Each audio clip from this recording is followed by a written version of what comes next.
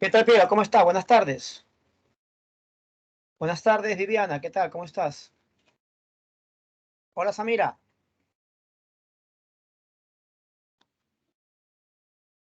¿Qué tal, María? ¿Cómo estás? ¿Cómo está Mía? Noemí, ¿cómo está? Buenas tardes.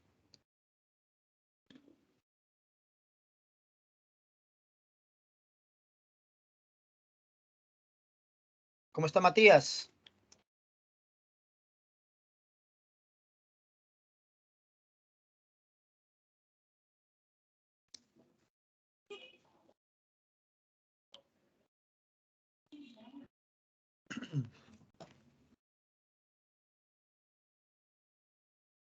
Bueno,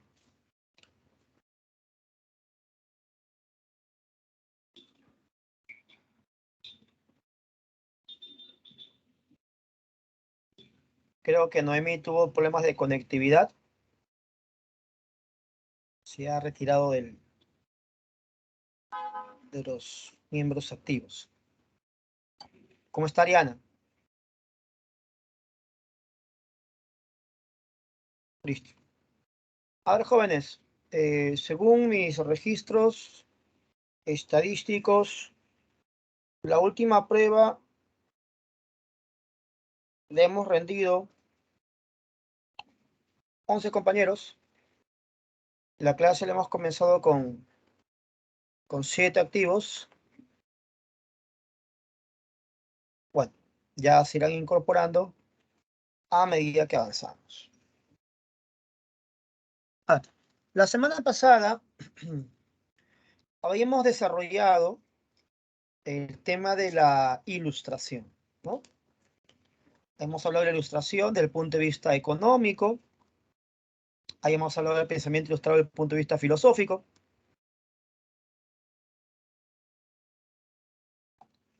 y explicamos cómo la ilustración afectó, ¿no?, al pensamiento de las colonias norteamericanas.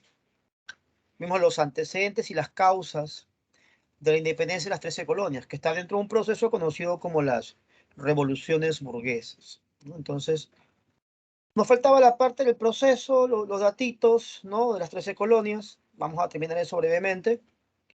Y luego nos metemos de lleno con mundo contemporáneo. Vamos a una visión general del mundo contemporáneo, centrarnos en el siglo XIX, que es lo que más viene.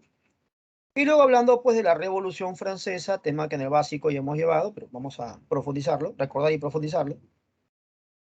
Y bueno, al final evaluar un poquito lo que te mandé para el día de hoy, lo que es era napoleónica y lo que es restauración, que es un tema poco frecuente en admisión, pero es parte pues del avance académico, ¿ya? Entonces ahí está, listo, mi estimado Noemí, estaba justo preocupado, ya me imaginaba que era un problema de conectividad, ya se volvió a conectar mi estimada Noemí, pero que me esté escuchando sin problemas. Listo. Entonces, muchachos, confirma por favor si la PPT se visualiza para comenzar de una vez. Muchas gracias, Samira. Muchas gracias. Excelente, Pedro. Muy bien. Entonces, nosotros ya habíamos explicado el tema de las causas de la independencia de las 13 colonias. Nos faltaba el tema, pues, el proceso en sí, ¿no? El proceso en sí. O sea, las acciones militares, las reuniones, los personajes, ¿no? Ese tipo de cositas. Entonces, todo parte el año 1773, ¿no? Pregunta de Manuel Pre. ¿Cómo está, Noemi? Buen día.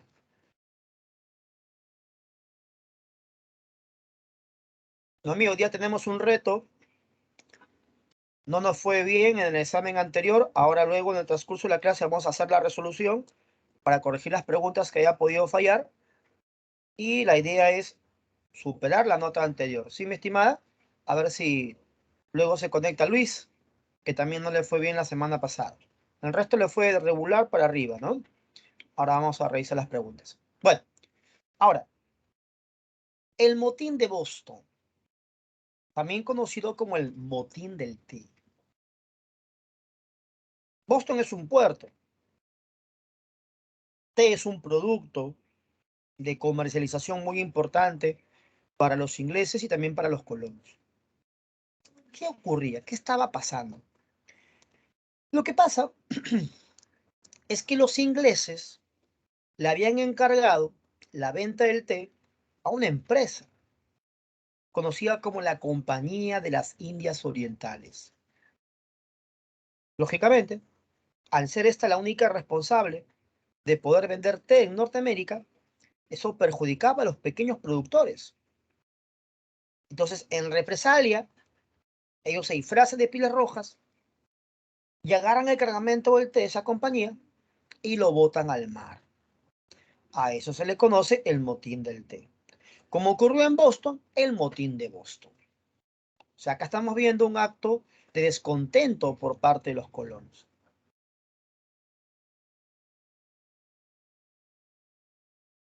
Justamente, todo lo que te he explicado figura aquí, mira. Protesta de los colonos a la monopolización de la venta del té. Usted sabe por economía que mono es uno, polio, vendedor, monopolio, un solo vendedor. En este caso, la compañía que te hacía referencia. Ellos rechazan ese monopolio. ¿Ya? Conocemos esa compañía.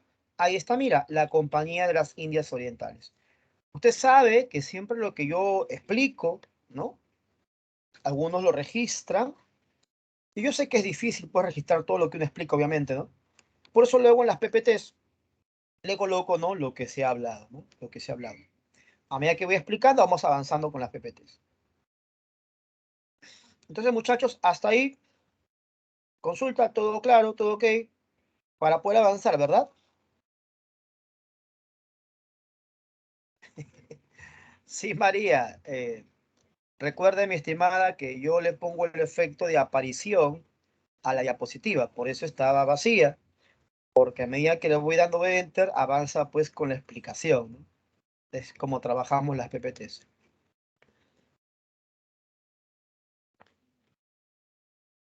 Bueno, pues si no hay ninguna consulta al respecto, vamos entonces a continuar.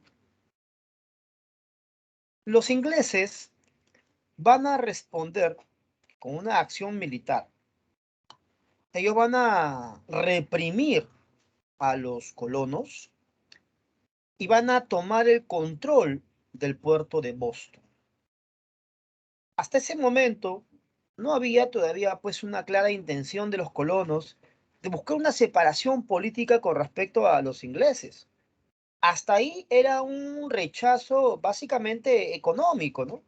Una protesta contra el monopolio comercial que genera una paradoja, una contradicción, porque usted sabe que Inglaterra pues es defensora del libre comercio, ellos defienden el libre mercado, pero en este caso sobre las colonias en aquella época actuaban en forma monopólica, ¿no? Le prohibían a los colonos a comprar té en otros lados, ¿no? Igual como el azúcar. Entonces, Inglaterra, que para esa época ya era una monarquía parlamentaria, ¿no? El parlamento limitaba el poder del rey inglés, el parlamento establece pues las leyes impositivas, ¿no? También conocidas como las leyes intolerables. Van a nombrar un gobernador allá en las colonias y van a pedir reparaciones. ¿Cómo reparaciones, profe? Por ejemplo, cuando ocurre una guerra, normalmente el vencido paga reparación por los gastos que haya originado, ¿no? Esto le pasó a Alemania, por ejemplo, que más adelante veremos, ¿no? El tema de la Primera Guerra Mundial, ¿no? Perdió la Primera Guerra Mundial y los que le ganaron le obligó a pagar reparación de guerra, ¿no? Indemnización. Entonces, los ingleses le dicen a los colonos, nos han perjudicado económicamente con el cargamento del té, deben reconocer lo que hemos perdido, ¿no? Indemnización, reparación, reparación. Entonces los colonos, pues, no están de acuerdo con esas acciones, con esas leyes intolerables, y por eso convocan a los famosos congresos continentales, que fueron dos.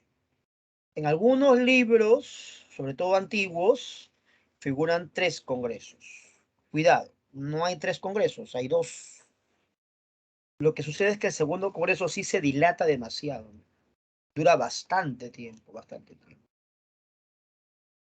Algunos incluso confunden la Convención de Filadelfia como otro congreso más, ya que los congresos continentales fueron justamente en Filadelfia, ¿no?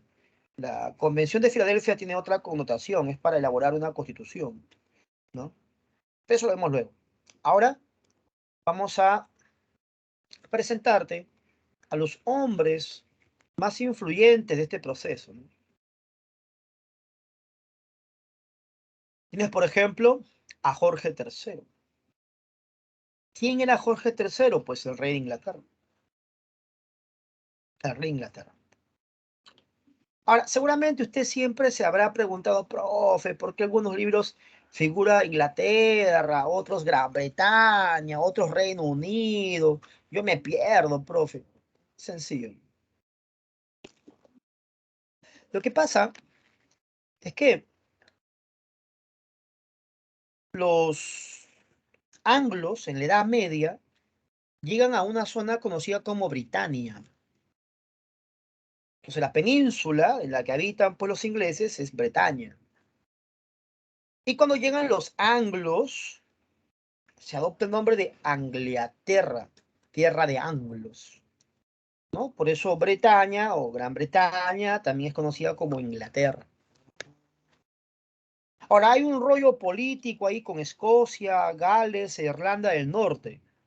Cuando se juntan todos esos reinos, a eso se le llama pues Reino Unido. Generalmente las personas usamos Inglaterra, Gran Bretaña, Reino Unido, ¿no? De manera como sinónimo, ¿no? Pero tiene esas pequeñas diferencias que te he mencionado, ¿no? Bueno, ahora obviamente eso es geografía, ya no es esta historia, obviamente, ¿no? Pero igual tengo la referencia. ¿Qué preguntó la San Marcos respecto a Jorge III? En admisión, nada, todavía. Pero sí por pre. En la pre preguntaron qué acusación, ¿no? Detuvieron los colonos con respecto a Jorge III para tomarlo como causa para levantarse contra Inglaterra, ¿no? Decían que era un tirano, ¿no? La tiranía de Jorge III, decían. ¿Y por qué decían que era un tirano? Bueno, lo que pasa es que, si usted recuerda la clase pasada de ilustración, explicamos el tema del contrato social. Eh, Supuestamente bajo las ideas ilustradas había un pacto, pues, ¿no? Los gobernantes, su poder no es de Dios, ¿no? Se anula la idea del providencialismo. Ellos reciben el poder del pueblo, ¿no? Soberanía popular, ¿no? Rousseau, el contrato social. Y estas personas cedían su libertad para que otros los gobiernen a cambio de un bienestar. Y si ese bienestar no era dado por parte del gobernante, entonces es válido derrocarlo, decía Rousseau, ¿no? Entonces, en este caso, ellos consideraban que el rey de Inglaterra, Jorge III, no estaba actuando bajo el pacto social, ¿no? No estaba beneficiando a la población, a los colonos en Norteamérica, entonces lo acusan de tiranía, ¿no? A Jorge III, pregunta la pregunta. Cuando se firma la Declaración de Independencia en el segundo Congreso de Filadelfia, dos hombres que destacan fueron pues Jefferson y Franklin, ¿no? Thomas Jefferson y Benjamin Franklin. Ellos redactan pues, y firman la Declaración de Independencia de las Colonias, ¿no? El 4 de julio del 1776. Algo adicional, Benjamin Franklin, de repente por física lo sabes, ¿no? Que descubre el pararrayos, inventa el pararrayos, pero históricamente es más importante porque él viaja a Europa y negocia y conversa con los franceses para un apoyo hacia la independencia de las 13 colonias. Él logra conseguir ese apoyo francés y eso se va a dar sobre todo en la última acción militar en Yorktown. Yorktown. Washington fue el jefe de las milicias norteamericanas que lidera las tropas y a la postre, o sea, luego, posteriormente, él se va a convertir en el primer presidente de Estados Unidos de Norteamérica, ¿no? Ese es George Washington. Bueno, dicho eso, o sea, vamos a hablar de los congresos de Filadelfia, ¿no? Los 2 congresos de Filadelfia.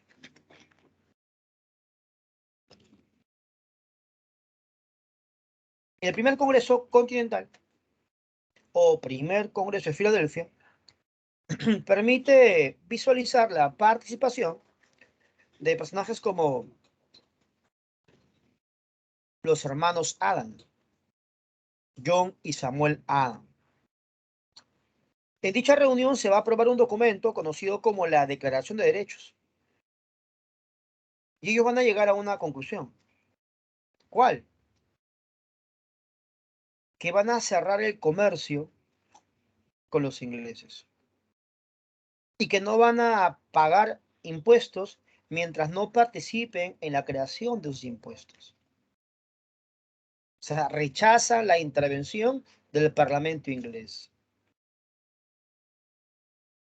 Pero ojo, se sigue reconociendo al rey Jorge III como autoridad. El rey Jorge III sigue siendo la máxima autoridad. Yo te decía que en un inicio este es un problema básicamente pues, de índole económico, todavía no tiene tintes políticos muy marcados, no había un intento de separación política, cosas de la vida, ¿no? Al final estas colonias se van a liberar de Inglaterra y con el tiempo Estados Unidos va a desplazar a los ingleses del manejo del mundo. ¿Cómo, profe? Claro, usted sabe que la revolución industrial, tema que veremos dentro de un par de semanas, según avance, eh, nace en Inglaterra. Y usted sabe que la Segunda Guerra Mundial nace pues en Estados Unidos. Y cuando termina la Primera Guerra Mundial, en 1919, el país que nace como potencia es Estados Unidos, desplazando la potencia inglesa, ¿no? Se da esa situación, ¿no? Esa curiosidad.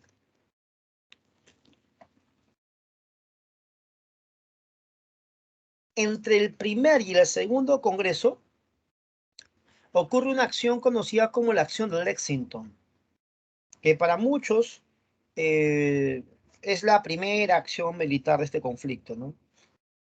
Para algunos no es una acción militar propiamente dicha, ya que no hay desplazamiento de tropas por ambas partes, ¿no? Distribución de estrategia, lucha, combate, ¿no? Fue una pequeña escaramuza donde cayeron 4 heridos, ¿no? Pero bueno, algunos le llaman así, ¿no? La primera acción militar, Lexington. Más importante es Saratoga y aún más importante es Yorktown, obviamente, ¿no? Esta, primer enfrentamiento entre colonos e ingleses.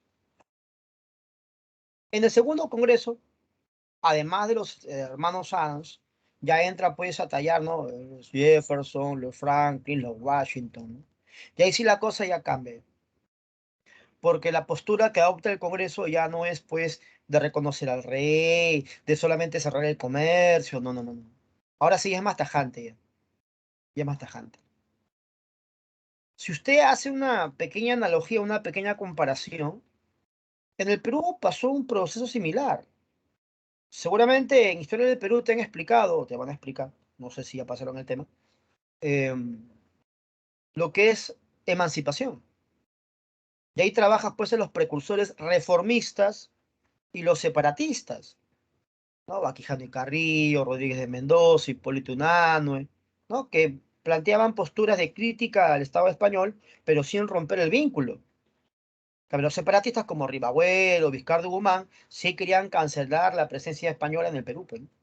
Entonces, digamos que el primer Congreso optó, a grosso modo, ¿no? Entendiendo esto, como una postura reformista, mientras que el segundo Congreso optó una postura pues ya separatista.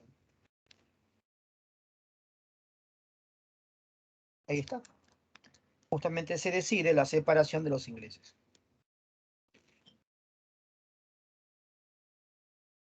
Y como te vas a separar de Inglaterra, pues obviamente eso puede ser solamente mediante una acción militar. Y para eso necesitas gente que esté a cargo. Por eso que luego de declarar la guerra a los ingleses, se nombra pues a Washington jefe de las milicias. Y como Boston estaba bajo dominio británico, pues lo primero que hace es liberar Boston, justamente. Mm. Entonces, muchachos, hasta ahí con los congresos, ¿alguna consulta para continuar o está todo claro?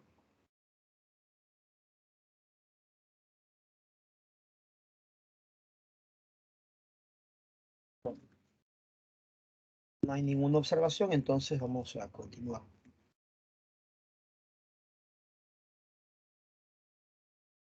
El 4 de julio de 1776 se firma la Declaración de Independencia tras el Segundo Congreso Continental. Ahí está el documento de la época. Y esto, ojo, Washington no lo firma Jefferson y Franklin. Aquí se aplican, pues, ¿no? Las ideas ilustradas. Acá se propone, pues, la búsqueda de la felicidad que ya hemos explicado en clases pasadas.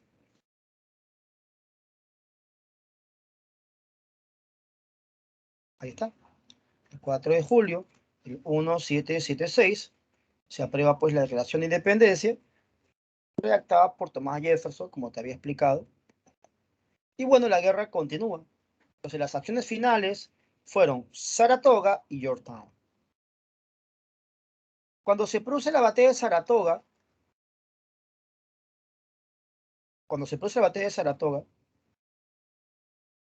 esto se considera el primer gran triunfo de los colonos, la primera gran acción militar de los colonos. Cuando Franklin fue a Francia, a Europa, ¿no? a buscar el apoyo de Francia, Francia todavía estaba dudando, ¿no? Es una inversión muy fuerte, mandar tropas al otro lado del mundo, ¿no? Además, recuerda que Francia había sido derrotada en la Guerra de 7 años.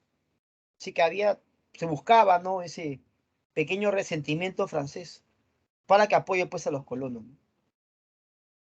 Cuando los colonos ganan en Saratoga, entonces ahí se decide el apoyo francés. Entonces, conclusión, Francia no pelea en Saratoga, pelea en la siguiente acción militar, o sea, en Yorktown. En Yorktown. Entonces, por eso, importancia Saratoga, ahí está, decide el apoyo francés. Ahí está. Decide el apoyo francés. Entonces, en Yorktown participan, por un lado, los colonos, pero respaldados por Francia contra Inglaterra. Aunque cabe mencionar que los franceses no fueron los únicos que apoyaron a los colonos. Apoyaron también los españoles. Parte de Francia, ahí está, apoya España.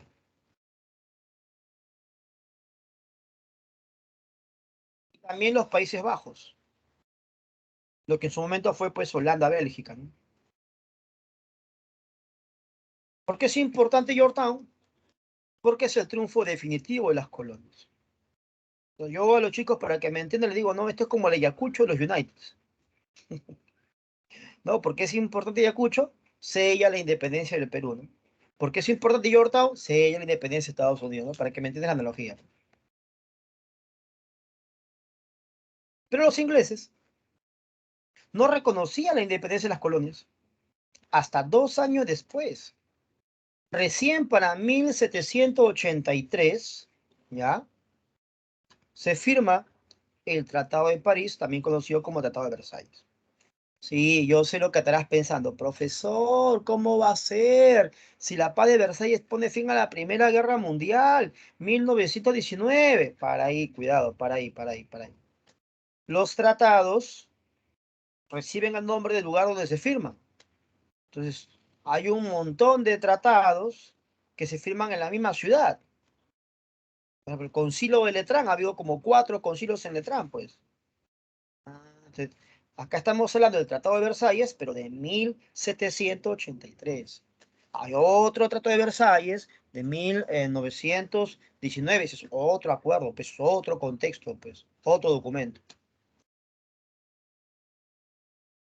Entre el 83 y el 87, los colonos se organizan y discuten sobre la forma de gobierno. si un gobierno federado o un gobierno confederado. Primero, intentan un gobierno confederado. Eso duró entre el 83 y el 87. Pero para el 87 llaman una nueva reunión, la Convención de Filadelfia, también conocida como Convención Constitucional de Filadelfia, porque justamente se va a elaborar la Constitución, que dicho sea de paso ha sido la primera y la única hasta la actualidad en Norteamérica. ¿Ya? Entonces el rey de Inglaterra, que reconoce la independencia de las 13 colonias, ahí está Jorge III. Esto es importante porque normalmente cuando una colonia se libera de su metrópoli, lo hace cuando ésta esté en decadencia. Y los ingleses estaban en pleno apogeo económico. Por eso es relevante, ¿no?, esta independencia de estas colonias respecto al poder inglés. Lo hacen cuando su metrópoli está en apogeo. Y como te mencionaba, el 1787, con la Convención Constitucional de Filadelfia, se crea pues la primera y única Constitución de Estados Unidos, aplicando por primera vez separación de poderes. Es la primera vez que las ideas de Montesquieu se plasman en la realidad. Eso de separar pues un ejecutivo, un legislativo, un judicial. ¿Por qué la primera vez? Porque la Revolución Francesa pues es posterior a las 13 colonias. El documento, que es la primera carta de los franceses, recién se va a dar en 1791. Y este documento es en 1787. ¿Qué tal, muchachos? Hasta ahí su explicación del proceso de independencia de las 13 colonias.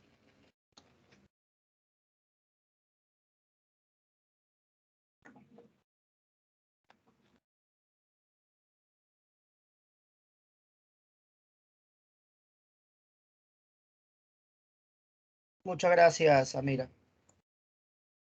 Bueno, gracias, María.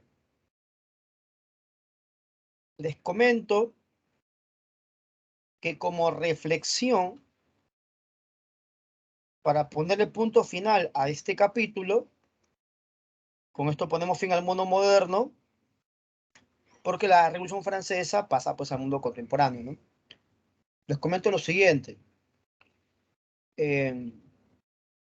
El Perú, desde su primera consti hasta la actualidad, si mi memoria no me falla, ha tenido 13 constituciones. 13 constituciones. Eso seguramente te lo han remarcado en tu clase de Historia del Perú. ¿Por qué te comento esto? Porque eso demuestra la inestabilidad política que hemos tenido durante nuestra vida republicana. Otro punto para que reflexiones. En Norteamérica solamente hay dos partidos, el Partido Demócrata y el Partido Republicano, no hay más. Acá en el Perú, y no solamente en el Perú, sino que en los diversos países de América Latina, cuando hay elecciones, hay N partidos, hay 800 partidos. Conversa con tu papá y pregúntale, ¿cuándo fue la última vez que vio ganar un candidato en primera vuelta electoral? Porque según la Constitución, uno es presidente, tiene la mitad más uno de los votos. Son tantos partidos que se presentan a las elecciones que muchos ni siquiera pasan a la valla mínima. Y son tantos candidatos que al final la gente vota por X, Y, Z, y a la hora de la hora ninguno tiene una mayoría significativa. Y los últimos años pasamos a segunda vuelta, segunda vuelta, segunda vuelta, segunda vuelta. ¿Y qué es lo usual? Que el que está primerito, los que están abajo, hacen alianza para bajarse al primerito. Entonces al final, cuando un partido X llega al poder, ¿qué tiene que hacer? Transar con los diferentes partidos para permitir, correcto, dejarlo tranquilo gobernar, ya que no tiene mayoría, en este caso en el legislativo, o sea, en el Congreso. Entonces, ahí con ese análisis entiendes por qué las pugnas constantes entre ejecutivo y legislativo, que es una constante en los últimos años de nuestra vida republicana. Y lógicamente, esta inestabilidad, pues, pesa económicamente, socialmente, y no permite avanzar, pues, ¿no?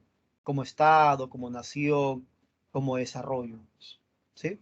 Bueno, eso ya lo verán en su clase respectiva HP, pero ya que el tema estaba, pues, de ilustración, separación de poderes, influencia de las colonias, el ejemplo que va a ser como modelo este proceso para otros estados sudamericanos, ¿no? Entonces era, creo, pertinente esa pequeña analogía, ¿no? Obviamente, lo último que te he mencionado en tu examen de admisión no va a venir, simplemente una reflexión, ¿no? De los acontecimientos políticos que no solamente estamos viviendo ahora con el último gobierno, sino hace ya desde buen tiempo, ya.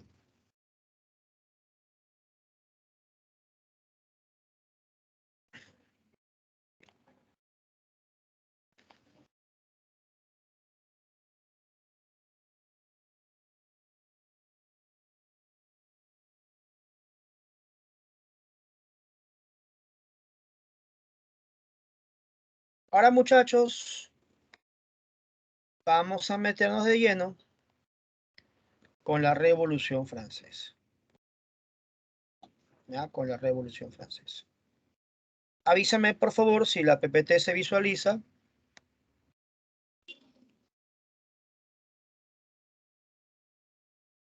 ¿Cómo está, Luis Alberto? Buenas tardes.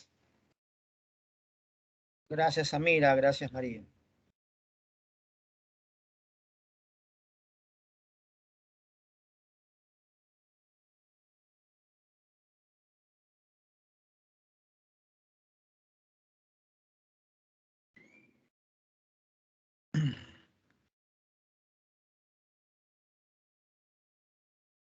A ver, entonces, muchachos, hay una preguntita de nuestro examen diario que dice así, mira. Esta preguntita ha logrado un porcentaje bastante alto, 91%. Prácticamente la totalidad de los compañeros ha respondido. Ya estamos los 11 ya, empezamos la clase con 7. Los 4 compañeros que faltaban ya se han ido incorporando, ¿no? A medida que hemos explicado las clases. Entonces le decía de que la pregunta número 1 fue respondida por casi todos. Antes quiero que me contestes algo muy simple. Cuando usted da su prueba, jóvenes, una consulta, porque cuando nosotros hacemos la prueba colocamos el título correspondiente y el número correspondiente. ¿Les sale el título de la prueba? Consulta, muchachos, cuando ustedes dan su prueba, ¿les sale el tema de la prueba correspondiente o no les sale?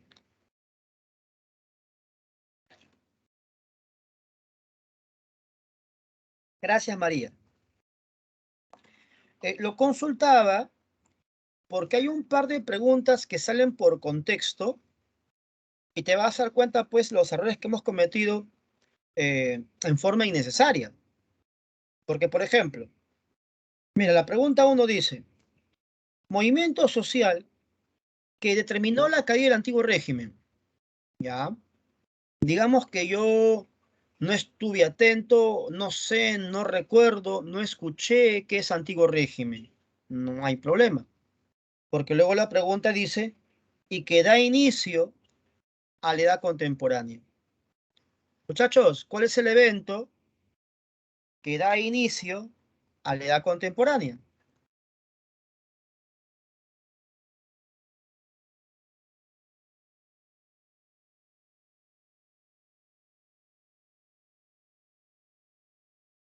Pues obviamente la Revolución Francesa. Y el título de la prueba no era Revolución Francesa. Así lo han respondido la mayoría de ustedes. Pero un compañero no eligió la alternativa A, la independencia de las colonias inglesas, o sea, la independencia de las 13 colonias.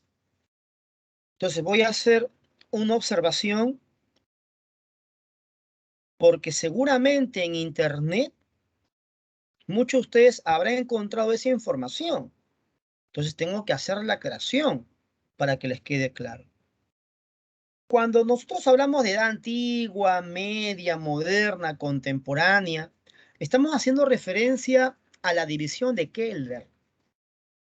Y Keller, su división es de corte eurocentrista. ¿Cómo está, Patrick? Es de corte eurocentrista. O sea, toma como referencia los hechos básicamente de Europa. Entonces, algunos historiadores, criticando ese eurocentrismo de Keller, dan propuestas y alternativas para hablar de un cambio hacia otra edad, de una edad para otra. Por eso que en Internet figura, en algunos casos, páginas, ¿no?, que el año 1492 termina el mundo medieval y nace el mundo moderno. Que sabemos, eso le corresponde, ¿no?, a la toma de Constantinopla de 1453.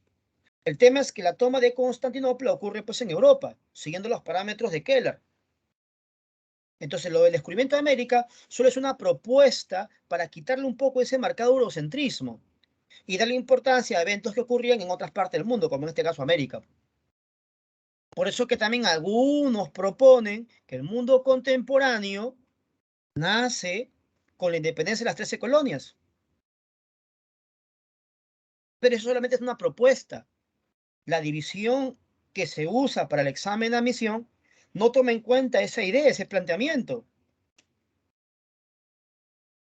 Se usa la división de Keller.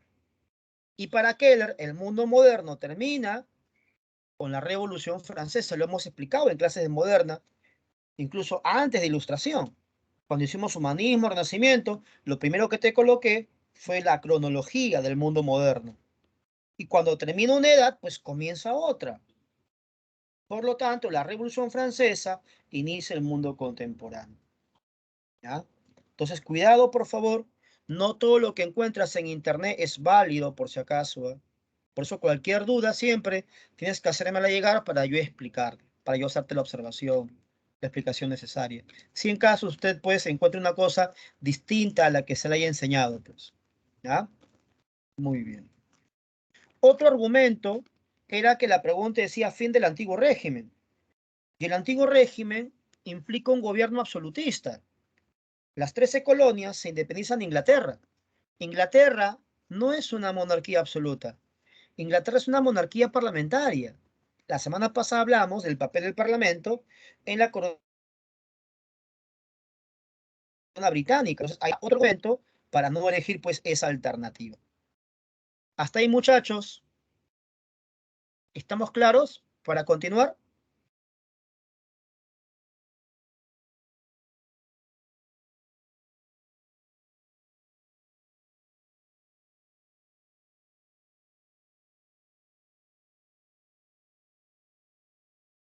Ok, María.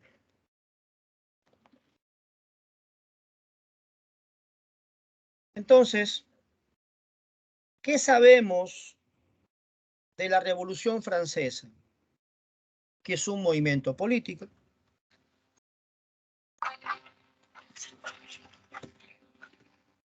¿Pero por qué un movimiento político? Porque es un movimiento donde tienen que ver las relaciones de poder. Es un movimiento en el que el objetivo es la toma del gobierno, la toma del control del Estado. Cuando hablamos de luchas políticas, hablamos pues de luchas por el poder, por el control del gobierno. Entonces, lógicamente, eso, bajo el contexto que estamos explicando, ¿no?, se va a hacer pues bajo el uso de las armas. Ojo, que estamos hablando de aquella época, no estamos hablando de la actualidad. Tenemos en la actualidad un sistema de democracia donde las personas para acceder al poder lo hacen mediante elecciones, vía democrática. Acá no hablamos de uso de armas para tomar el poder. Estamos hablando de ese proceso revolucionario de aquella época, por si acaso, haciendo la aclaración. ¿Ya? Entonces, para aquella época, el sector social que buscaba tomar el poder lo va a hacer pues a través del uso de las armas, y por este movimiento pues es un movimiento también de corte militar. Ahora, muchachos, pregunta. ¿Y cuál es ese sector social que está aspirando a la búsqueda del poder, a la toma del control del Estado francés?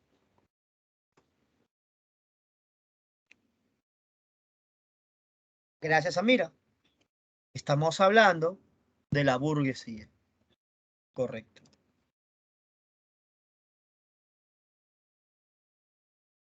La burguesía.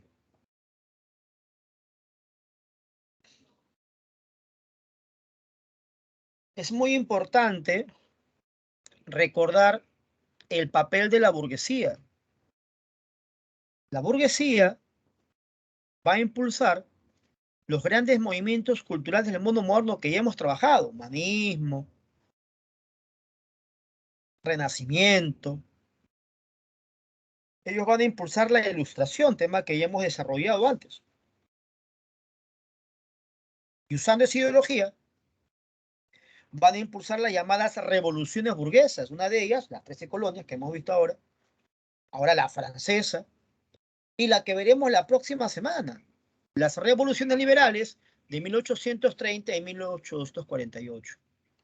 La próxima semana nos toca un tema pequeñito, nos han colocado en el sílabus, en el avance, revueltas liberales. Así que si hoy día el tiempo no nos da para terminar restauración, no se preocupe, que lo empalmamos pues con revueltas liberales. Y te vas preparando para la subsiguiente semana, para el tema más importante del curso, ¿no? Que es industrial, ¿no? Entonces, recuerde que en el básico usted trabajó solamente francés e industrial, nada más. En el intermedio trabajamos pues los temas también que no se han tocado en el básico, ¿no? Este es un nivel intermedio, ¿ya?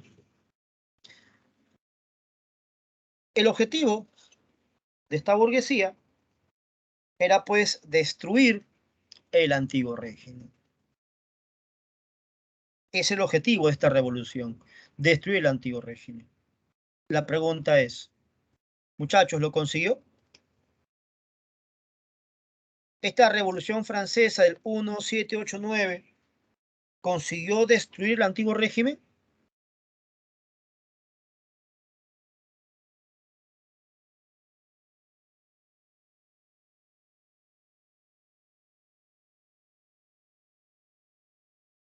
¿Sí o no?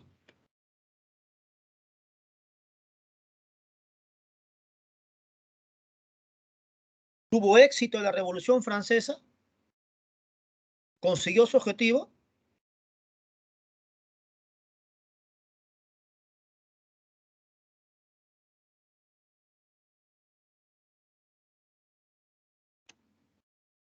Hello. Así es, Pierre. Claro que sí. Entonces, yo les hago una pregunta. Imaginemos que tú eras un aristócrata, un noble, alguien ligado a la monarquía absoluta y por ende al antiguo régimen. Entonces, cuando se produzca la revolución y te hagan perder tus privilegios, pregunta lógica, ¿vas a apoyar la revolución?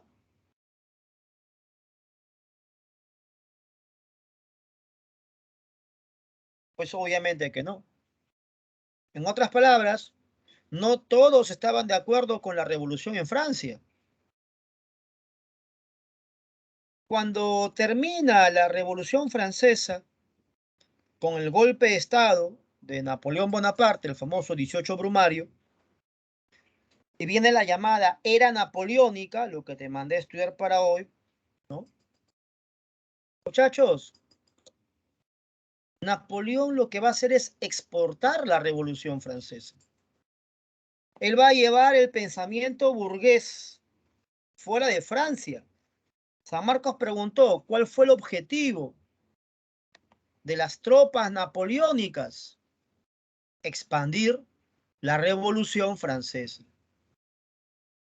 Expandir los ideales burgueses. Expandir el pensamiento liberal. La pregunta es, ¿y esos estados como Austria, como Prusia, como Rusia, que eran absolutistas, les convenía la expansión de esta revolución francesa ahora llevada por Europa?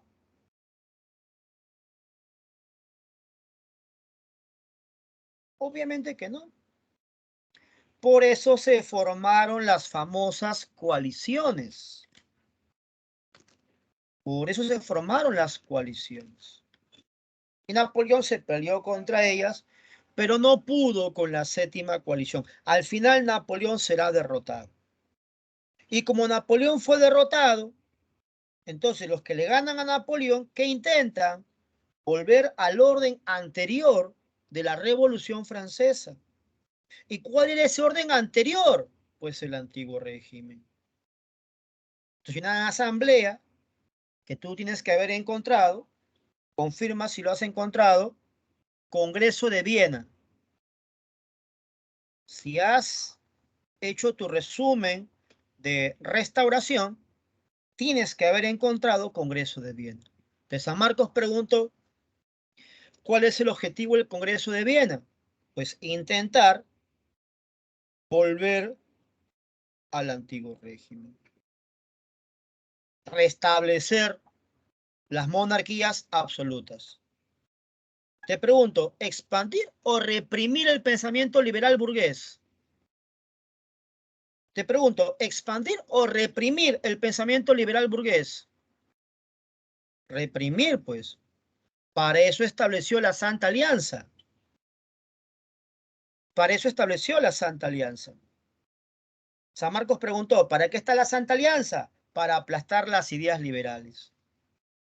Entonces, la restauración, el Congreso de Viena, la Santa Alianza, ¿qué pensamiento difunden? ¿El conservador o el liberal? Si ellos buscan restablecer la monarquía absoluta, pues el pensamiento conservador. Ellos buscan mantener las tradiciones, mantener el poder de la iglesia. No están de acuerdo con las ideas liberales. ¿Ya? Entonces hemos empalmado, ¿no?, el tema de Revolución Francesa con era napoleónica, con restauración, full preguntas de examen de admisión, solamente con la definición nada más, ¿no? Recuerda que San Marcos lo que le pide ahora en su examen de admisión es eso, ¿no? Que usted maneje el proceso, no que se acumule de datos, nombres, fechas, hechos, no, sino que entienda las ideas, la secuencia, ¿ya? La pregunta que voy a hacer ahora es una pregunta difícil. Si la respuesta la tienes, me la haces llegar al chat.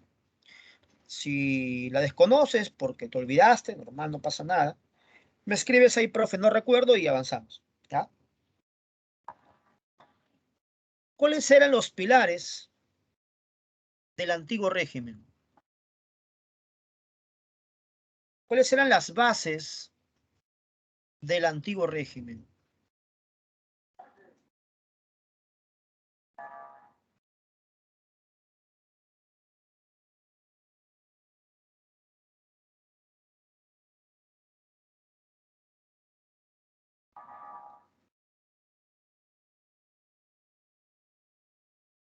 La nobleza y el clero, mi estimada María, serían estamentos. En todo caso, la respuesta sería la sociedad estamental, ¿no? Ahí lo que usted me está respondiendo son los elementos de la sociedad francesa, ¿no?, conocida como clase privilegiada. Ya, esa clase privilegiada, María, está dentro de una estructura social conocida como la sociedad estamental. Ya, ¿algún otro pilar? ¿Alguna otra base sobre el antiguo régimen? Claro, Samira, de cajón, la monarquía absoluta. El absolutismo es un pilar político del antiguo régimen. Esto lo he explicado en clase de ilustración, te estoy haciendo recordar. Aparte lo hemos explicado también en el módulo básico.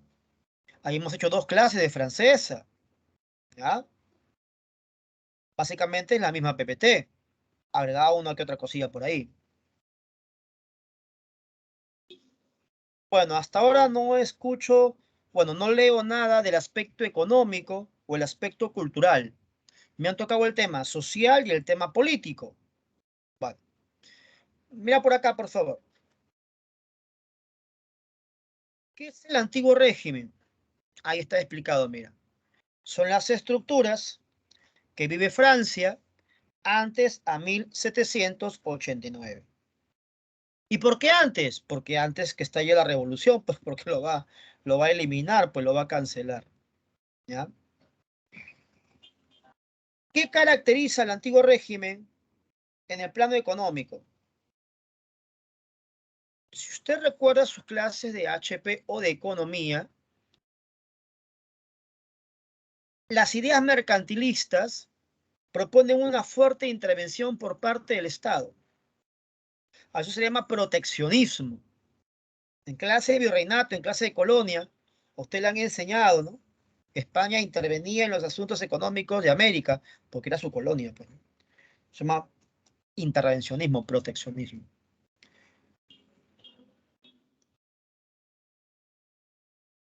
Cuando hemos hecho ilustración, cuando hemos explicado a Adam Smith, muchachos, ¿él acepta o rechaza la intervención del Estado?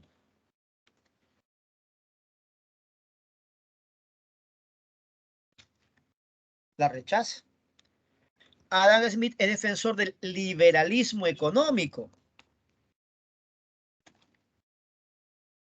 Por eso la ilustración es la causa ideológica de la Revolución Francesa.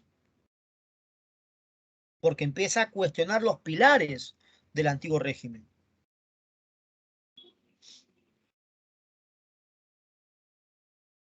La sociedad francesa tenía rezagos feudales. Por eso presenta una sociedad de corte estamental. Si usted no recuerda que es estamental, lo hemos trabajado en Edad Media, yo le hago recordar. Una sociedad estamental es una sociedad dividida en tres estamentos, grupos sociales, que era difícil de poder ascender o descender socialmente. El clero, la nobleza, el pueblo. No te preocupes con los nombres, que esos nombres varían. Por ejemplo, en los libros vas a encontrar que a la nobleza y al clero le llaman los privilegiados. ¿Por qué? Porque no pagaban impuestos.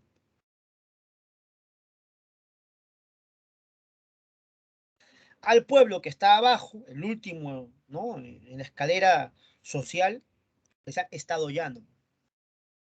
Estado llano. Entonces, en otras palabras, había desigualdad social en Francia. Pero usted sabe que los ilustrados franceses, dentro de sus principios, está pues la libertad. Por eso te hablaba de un rechazo al proteccionismo, un rechazo a la intervención del Estado, una defensa de la libertad económica. Ellos hablan de la igualité, ¿no? La igualdad, que va a cuestionar la sociedad estamental francesa. Otra vez, estamos viendo cómo la ilustración se convierte en una dinamita para destruir las bases de este sistema llamado antiguo régimen. Pregunta examen de la UNI de San Marcos. Como lo mencionó Samira, el absolutismo es una característica política del antiguo régimen. ¿Qué es el absolutismo? La concentración de poderes en una sola persona, en este caso el rey. O sea, no hay ejecutivo, no hay legislativo, no hay judicial, no, no, no, el rey lo es todo. Pero usted sabe que cuando hemos hecho ilustración, hemos hablado de Montesquieu, y en su obra El espíritu y las leyes, se propone pues la separación de poderes, en una crítica clara al absolutismo. Por eso, una vez más, la ilustración es la causa ideológica de la Revolución Francesa, porque destruye las bases del antiguo régimen, que es justamente lo que quiere eliminar esta revolución. Como había rezagos feudales, entonces no había libre pensamiento, por el papel que ejerce la Iglesia en el férreo control ideológico de las masas. Como no hay libre pensamiento, ¿qué hay? Hay un pensamiento dogmatizado, controlado. Y eso es rechazado una vez más por las ideas ilustradas que se basan en la razón y el espíritu crítico. Los ilustrados son antidogmáticos. Entonces queda claro una vez más por qué la ilustración es la causa ideológica de la Revolución Francesa. Sobre la base de ello se empieza a cuestionar todo esto que estamos explicando.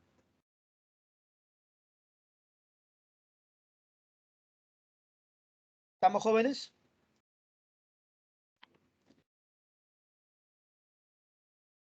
¿Hasta ahí alguna consulta? ¿Alguna duda? ¿Quedó todo claro hasta ahí para continuar?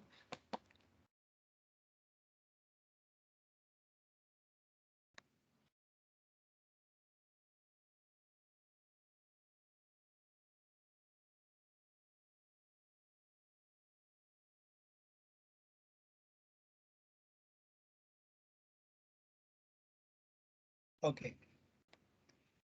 Ahora, recuerde que al tener las características del antiguo régimen, automáticamente ya tenemos las causas de la revolución. Claro, porque si el objetivo es destruir el antiguo régimen, entonces esas características, luchar contra esas características, se convierte en la causa del proceso. ¿Ya? Entonces aquí está un pequeño resumen que le hemos incorporado. En el básico esto no lo tenías.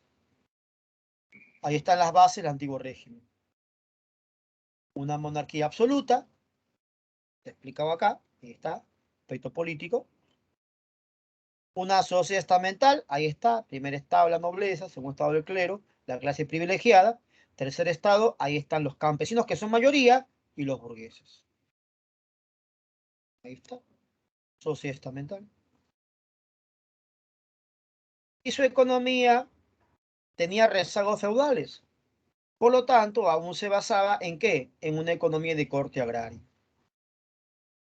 Entonces, muchachos, una consultita.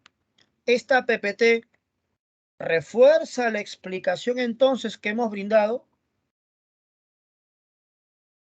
contribuye con la consolidación de la información, te permite entender mejor entonces lo que estamos trabajando.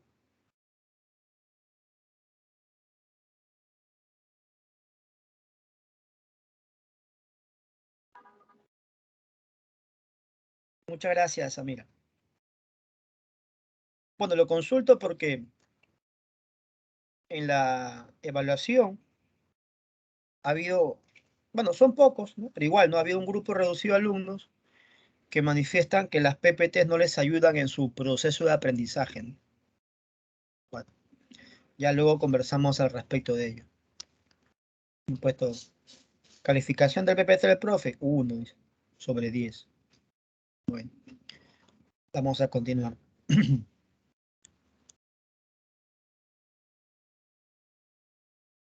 Ahora vamos a hablar de las causas económicas de la Revolución Francesa. A ver, siempre Samira, María y por ahí hasta Piro me suelen participar. Quiero ver si aparte de ellos hay más compañeros que recuerdan esta información. A ver, jóvenes, ¿cuáles eran las causas económicas más importantes que expliquen el proceso de Revolución Francesa?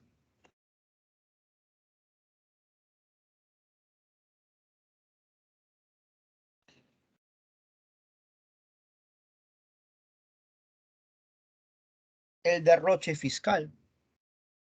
Había una mala política tributaria, había un mal manejo en el sistema de cobro de impuestos, y hemos explicado que solamente los pagaba el tercer estado. ¿Qué más? ¿Qué otros problemas económicos van acaeciendo en Francia? Hay deudas, correcto, Piero, y eso presenta pues una balanza desfavorable, lo que se llama déficit fiscal, ¿no? El derroche es el mal gasto público, ¿no? De las fiestas, de María Antonieta, sus amiguis en la corte de Versalles, ¿no? Y eso origina un déficit, o sea, que se gaste más de lo que ingresa. ¿Qué más? ¿Qué otros problemas económicos tiene Francia?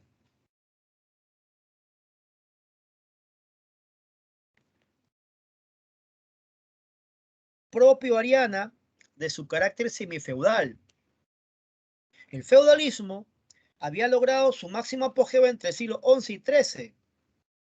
La Revolución Francesa produce en el siglo XVIII. Por lo tanto, han pasado 500 años y su economía aún dependía del agro, una economía precaria, una economía atrasada. Correcto, María, ya lo habíamos mencionado en el tema de la política tributaria.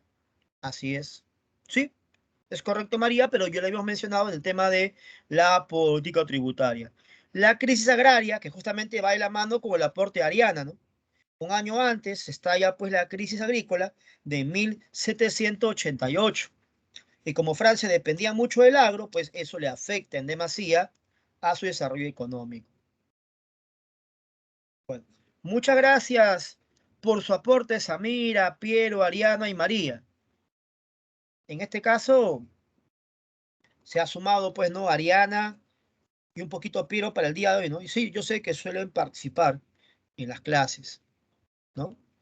Pero, por ejemplo, hasta ahora no escucho un aporte de Matías, de Vivian, de Mía, de Noemí, de Ana, de Patrick, ¿no? De Luis. Bueno, Luis parece que tuvo problemas de conectividad, ya no lo tenemos ya en línea.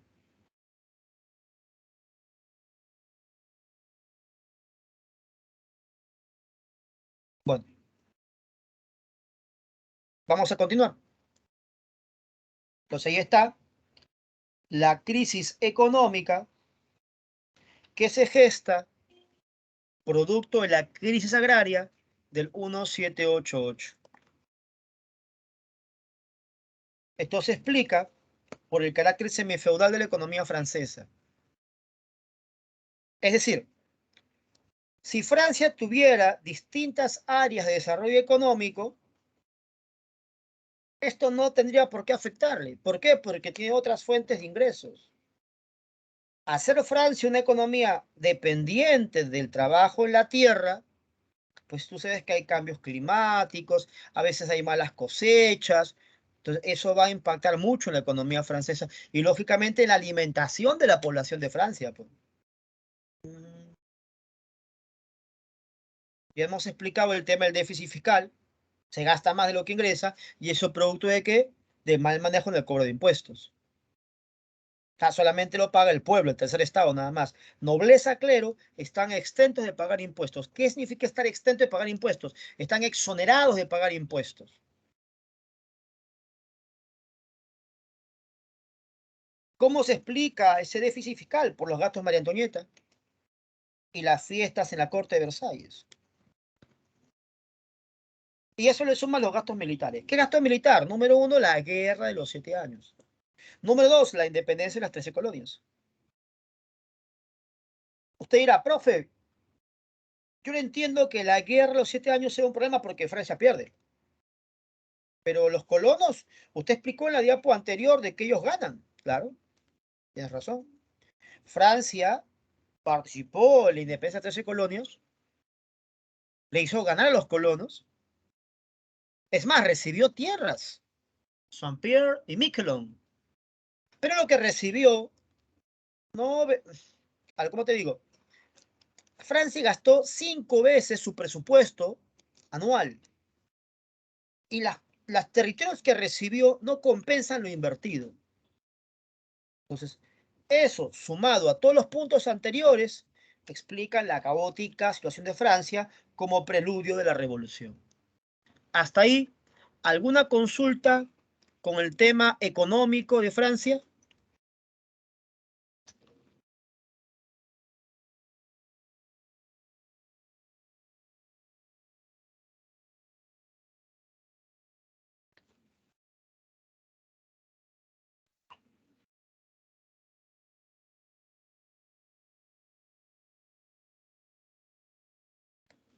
Para continuar, ¿está todo claro?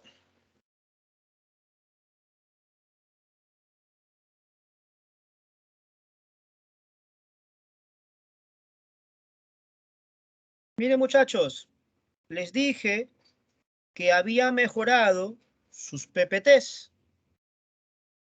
Gran parte de la teoría que estamos brindando ya la hemos manejado en el módulo básico. No voy a inventar información, obviamente, pero sí puedo presentar otras formas de organizar la información. Entonces, esta PPT es una PPT que hemos agregado en el módulo intermedio para que usted comprenda mejor el tema, ¿no?, de la sociedad estamental de Francia, que ya hemos mencionado al comenzar la clase, expresa pues una sociedad desigual. Tienes al clero, la nobleza y el pueblo. Ahora, algunos historiadores colocan al clero en la parte más alta. Otros colocan a la nobleza. Es indistinto, no te preocupes. El punto es que esos dos sectores son la clase privilegiada. Es el menor porcentaje de población francesa, pero es el que más privilegios tiene. Entre la nobleza y el clero, eran el 3% de Francia. Entonces, ¿quiénes son miembros del clero? Pues los miembros de la iglesia, pues. Y ellos no pagaban impuestos, como ya le hemos explicado, ahí está. Y en la estructura del antiguo régimen, ayudaban en el control ideológico, pues, ¿no?, en el control de mente de las personas. ¿Quiénes eran nobles? Los funcionarios, pues, con títulos hereditarios, condes, duques, marqueses, y también no pagaban impuestos. Por eso se llama la clase privilegiada. Ahora, dentro del clero había, pues, el alto clero, que poseían grandes extensiones de tierra, y el bajo clero, que eran simpatizantes con la población, y hasta incluso cuando esté la revolución se pone de su lado. Lo mismo ocurre con la nobleza. Tienes a la alta nobleza, la alta aristocracia, los grandes hacendados, y la pequeña nobleza, que algunos simpatizan con la revolución. Y dentro del pueblo tienes un grupo heterogéneo, donde destacan pues los burgueses en la parte más alta, dentro del tercer estado, que incluso a su vez también se divide a, ¿no?, alta burguesía, baja burguesía también, ¿sí? Es a los campesinos, que son el grueso de la población francesa por su economía semifeudal, por importancia del agro. Tienes artesanos, ¿no?, pequeños propietarios. Entonces, esa es la sociedad en Francia. Así se desarrolla la sociedad en Francia. Entonces, esta información que está en el triángulo es la misma que está acá. Sociedad estamental, nobleza, clero, privilegiados, ahí está, nobleza, clero, privilegiados. Tercer estado no privilegiado, ahí está, no privilegiado, burguesía, artesanos, campesinos. Ahí está. Había unos grupos marginales, conocidos como los sans-culottes, que fue pregunta de examen a Misión San Marco, ¿no? Los sans-culottes. Ahora luego te explicaré en qué consiste los sans-culottes. Ahora, hay cosas que uno ya explica y ya deben quedar muy fijas ya en tu mente, ¿no? Como por ejemplo el tema del absolutismo. Ya hemos explicado que el absolutismo sería una causa política de la Revolución Francesa. Pero ¿quién estaba gobernando en ese momento? Pues Luis XVI Borbón. ¿Por qué en los libros figura que el rey era un rey débil? En el sentido de que no tuvo la capacidad política de poder efectuar las reformas necesarias para evitar la revolución.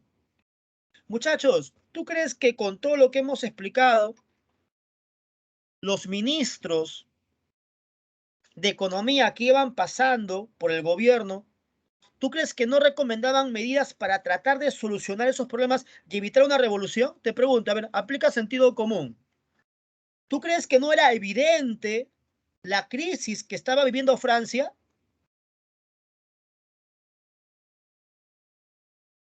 Pues era evidente. Desfilaron un montón de ministros. Necker, Brienne, Turgot, Calonne, y todos coincidían en algo, que debían modificar la estructura tributaria, que ya era hora que la nobleza y el clero se pongan a pagar sus impuestos para evitar seguir oprimiendo al pueblo que en cualquier momento puede levantarse, pues. ¿Y quién fue la persona que se opuso a esas reformas y que mandó a despedir a cada ministro? María Antonieta. la famosa Madame Déficit. Vos te decía que Luis XVI no tuvo la capacidad, ¿no?, de gobierno, de poder, de ejercer su autoridad para, ¿no?, hacer las reformas necesarias y evitar la revolución. A eso nos referimos con la debilidad de Luis XVI. Y ya sabemos que todo esto se inició, lo hemos explicado en la primera PPT, por las aspiraciones políticas de la clase burguesa. O sea, ellos quieren el poder, ellos quieren tomar el control del Estado. Por eso acá dice, ¿no?, la búsqueda de poder por parte de la burguesía. Y como tú sabes que la Revolución Francesa tuvo éxito, entonces esa burguesía llegó al poder, pues. San Marcos preguntó, ¿qué significó la Revolución Francesa a nivel político? La toma del poder por parte de la burguesía. Entonces esa burguesía ya tenía un desarrollo económico. Ahora estaba aspirando a un control político y lo va a conseguir. Lo va a conseguir.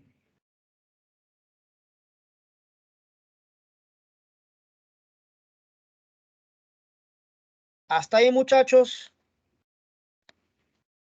Hasta ahí todo claro. Hasta ahí todo good. Hasta ahí todo bien.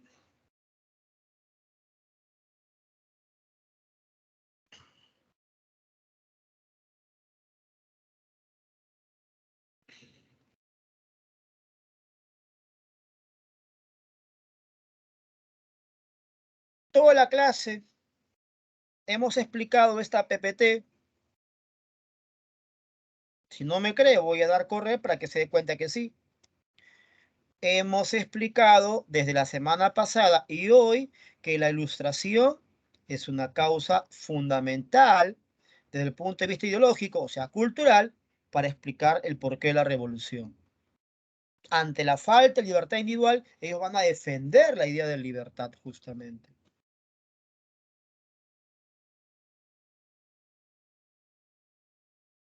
¿Qué es socavar? Minar, destruir. ¿Qué socava? Las bases del antiguo régimen. ¿Cuáles son? Ya lo hemos explicado en el PPT anterior. ¿Qué propone? En lugar de proteccionismo, pues libre comercio, no intervención del Estado. En lugar de desigualdad socioestamental, igualité. En lugar de absolutismo, separación de poderes. Y en lugar de un Estado dogmático, pensamiento racional, libre pensamiento. O no sé, usted me dirá, muchachos, ¿esto se ha explicado o no? Que la ilustración cuestionaba las bases del antiguo régimen. Examen de admisión San Marcos. Y cuando hemos hecho ilustración, estos son los principios que defiende las ideas ilustradas, que fueron plasmadas en las 13 colonias y ahora buscan ser plasmadas en Francia.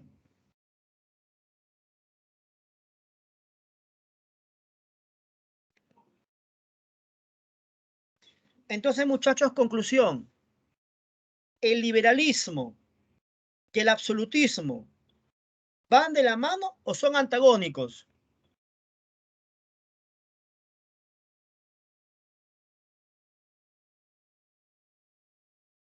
Son antagónicos.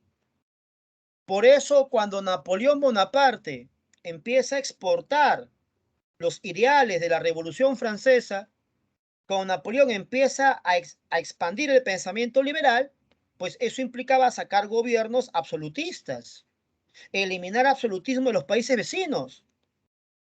¿Captas esa jugada? Porque el liberalismo es antagónico al absolutismo. Si Napoleón exporta la revolución por Europa, te va colocando gobiernos liberales en países que eran absolutistas. ¿Capta la jugada?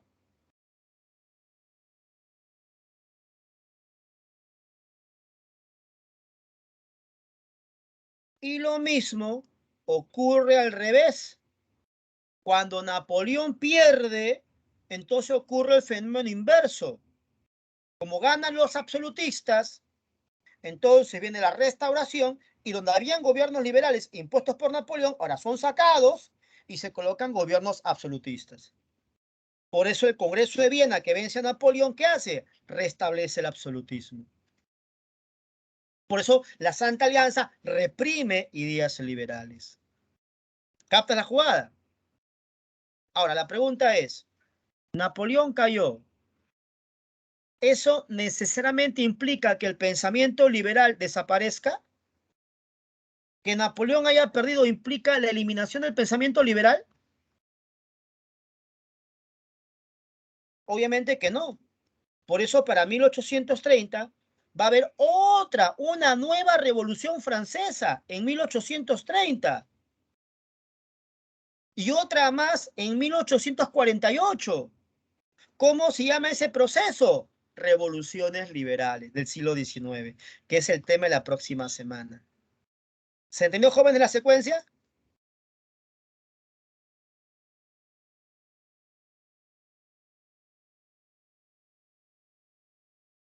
Listo. Muy bien, muchachos. Entonces, como siempre, hemos explicado lo que nos interesa, el análisis, los antecedentes, las causas, ¿ya? No, el tiempo nos ha ganado, falta el proceso, pero eso ya es más sencillo, pues son los datitos que con estas ideas ya quedan claras ya. Ahora, lo que voy a hacer en los próximos minutos, muchachos, es revisar contigo las otras dos preguntas que te había elaborado. Mire, ve, por eso me apoyo en esto. Sabe que la Revolución Francesa presenta dos etapas, la etapa monárquica y la etapa republicana. Usted sabe que la fase monárquica se divide en estados generales, Asamblea Nacional, Asamblea Constituyente y Asamblea Legislativa, siendo la Constituyente la más importante de este proceso revolucionario. Luego viene la etapa republicana, donde tienes la Convención Nacional y el Directorio, siendo la Convención Nacional lo que más ha venido, ¿no? Entonces, miren, muchachos, su pregunta número 2 decía así: ¿qué documento es el más trascendente de la Asamblea Constituyente? Ahí hay varios documentos, ¿no? Tienes la Constitución Civil del Clero, la Carta de 1791, pero hay un documento que va a sentar las bases de los derechos de la humanidad. ¿Cómo se llama, muchachos, ese documento?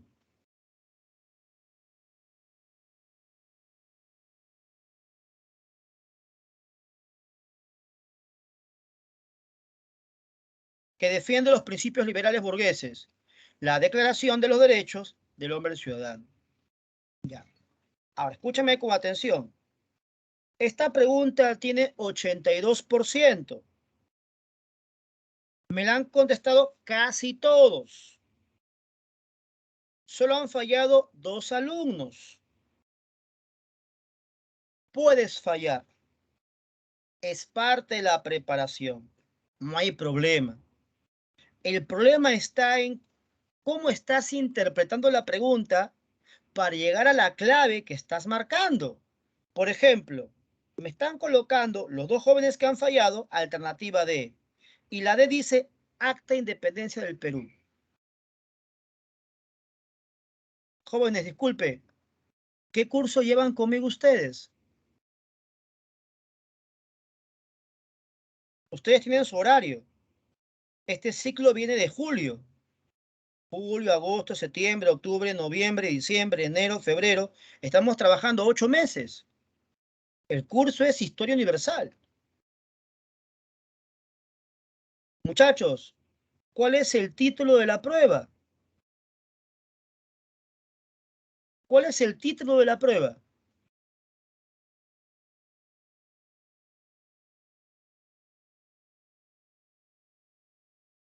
La Revolución Francesa. Profe, lo que pasa es que en el Perú también hubo una asamblea constituyente. Ah, ya. Sí, tienes razón. El Perú tuvo su asamblea constituyente, que se hizo justamente para elaborar una constitución, la de 1823. Tienes toda la razón. Por eso, profe, yo marqué la independencia del Perú, profe. Ya, pero por eso te digo, pues, la pregunta está contextualizada al tema. Y el tema es Revolución Francesa, pues. ¿Se entiende, jóvenes? Que no puede ser la respuesta independencia del Perú.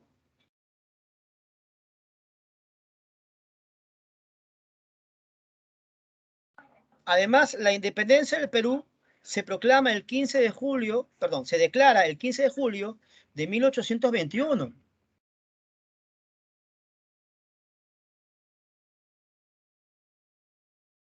Y eso es anterior a la formación de la Asamblea Constituyente, que es para definir la forma de gobierno. O sea, aún así, si la pregunta hubiera sido por la independencia del Perú, tampoco sería respuesta, porque el evento de la declaración de independencia es anterior a la Asamblea Constituyente. ¿Ya? Bueno. Muchachos, y la pregunta donde han fallado más de uno, 73%, dice, con la Revolución Francesa termina el sistema de producción. Muchachos, la Revolución Francesa es una revolución burguesa. Busca implantar el capitalismo. Por lo tanto, para implantar el capitalismo, ¿qué hay que eliminar? ¿Cuál es el sistema anterior al régimen capitalista?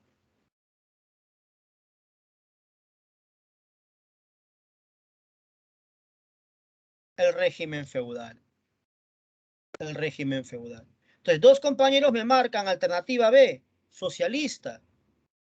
Muchachos, ¿cómo la Revolución Francesa va a acabar con el socialismo si ni siquiera se ha impuesto un Estado socialista?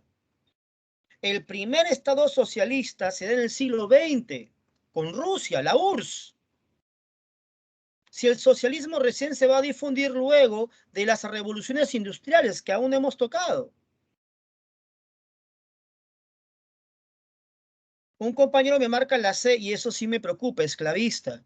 Muchachos, el esclavismo es edad antigua, Grecia, Roma. Ya hemos pasado edad media, edad moderna, entramos a contemporánea. ¿Por qué marcar esclavismo? No había esclavismo en Francia en el siglo XVIII, había rezagos feudales. Bueno, lo curioso es que ha habido alumnos que me han fallado en la pregunta 1, que estaba recontra fácil, pero me han hecho la 3, que digamos es la que ha complicado al resto. Entonces, por eso, muchachos, es siempre importante conectarse a tiempo a clase. Es muy importante prestar atención durante la clase. Es importante tener el registro de apuntes, los resúmenes que se les sugiere, no como por ahí me han colocado que dicen, el profe hace la clase en base a los resúmenes que cree que hacemos, dicen. Muchachos, la preparación es para ustedes, no es para mí. Y yo la explicación la hago desde cero. Yo no asumo que tú sabes o no sabes una información. Además, toma en cuenta que estamos en nivel intermedio, ya pasamos el módulo básico. Yo sé que no hay tiempo, que el tiempo es escaso, pero justamente por eso se preparan diapositivas bien resumidas, con PPTs complementarios, y se explica en forma detallada para que puedas captar el mayor nivel de información. Lo del resumen simplemente es para que usted pueda consolidar la información que se le brinda y se le explica para fortalecer la memoria a largo plazo. Ya hemos explicado eso en clases pasadas. No pensé que en el intermedio tenía que volver a tocar el tema, pero bueno, ya lo conversamos la próxima semana si deseen. Listo, muchachos. Entonces, la próxima semana, apunte ahí, sugerencia, próxima semana, revoluciones liberales. Es un tema pequeñito. Y te lees las diapositivas que voy a dejarte, ¿ya? De era napoleónica, restauración. ¿Ah? Por favor. Eh,